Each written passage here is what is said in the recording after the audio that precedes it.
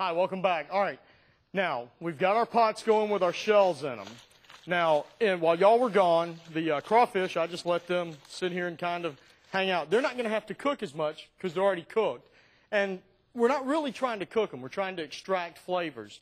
Another trick when you're doing any kind of stock, and that's basically what these are, is just a dressed up stock. You want to put cold water in the pot, okay? When you add the water, which I've already begun to do to the shrimp, you want to use just cold tap water. When I say cold, not ice water, but you want to use just regular tap water. You don't want to use hot water. What happens when you put hot water in, and this is with any stock, chicken stock, veal stock, beef stock, what will happen is you're going to seal the proteins on the outside of whatever's cooking, and we won't be able to extract the flavors.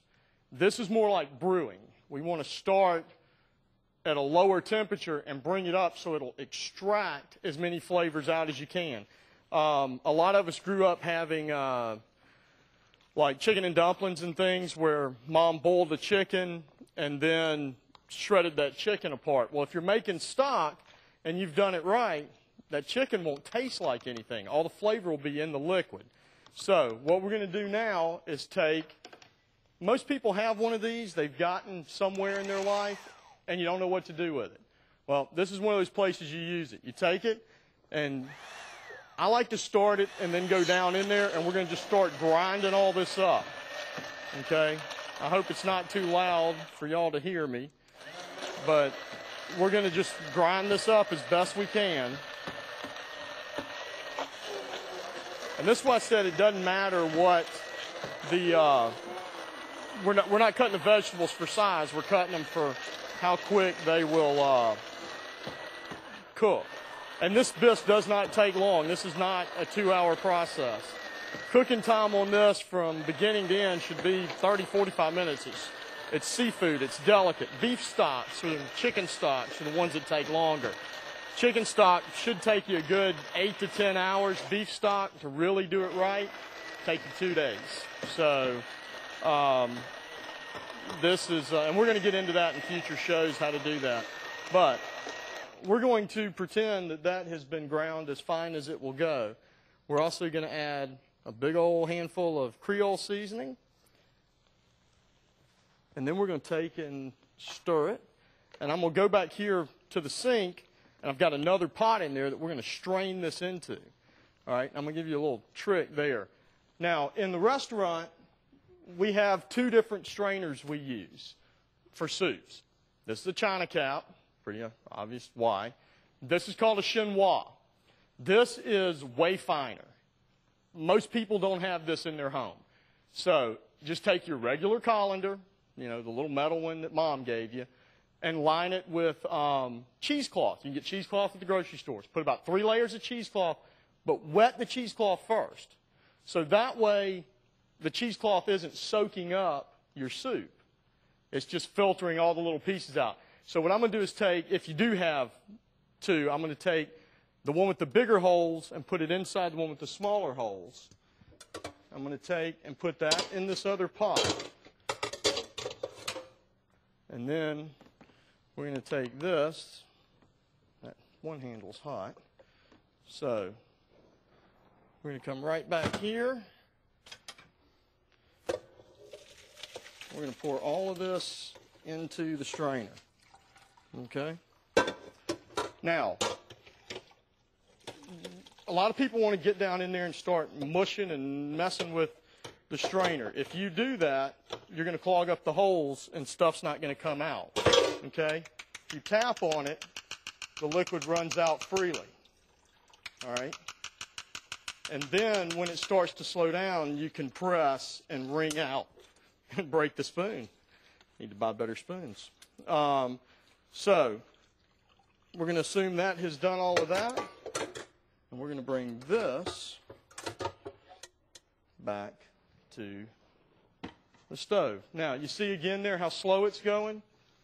If we take the spoon and hit on it, see it starts coming out a lot faster. And especially on these fine ones, we're not now mixing up, getting all the holes clogged up. If it gets down to it in the end, you can, if you stir, you'll create some turbulence and cause it to move around. All right, seeing it's coming out. I'm not really rubbing it against the edges because I don't want it to clog the holes. So, the reason we're doing the other, doing this strainer is this gets all the little bitty stuff out. So, I mean, right down to all of that. So that's why you want to use the cheesecloth and all that. Now we can feel more comfortable. Oh, we've got it all over us. So put this back here. Let that keep going. Now we're going to get our roux out.